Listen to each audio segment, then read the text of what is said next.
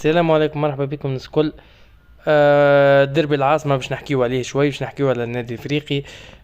شفنا النادي الافريقي عودة ايت مالك وكنزومبي اللي هما عناصر ثابتة ومهمة في النادي الافريقي.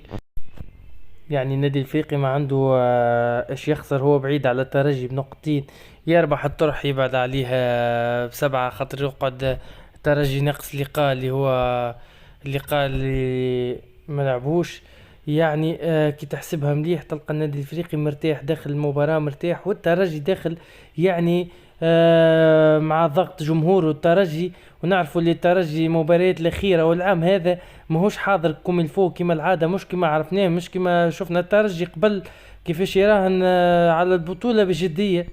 الحاجة اللي نجم نقولها اللي الترجي سنة تحسه مش مراهن جدي على البطولة، على خاطر حتى في الترتيب شفناه ما بين السابع الثامن السادس الخامس. يعني الترجي مش حاضر. نأكد لكم اللي المباراة هذه باش تكون في صالح النادي الافريقي، وباش تكون يعني حاجة باهية للنادي الافريقي في مواصلة مشواره التهديفي.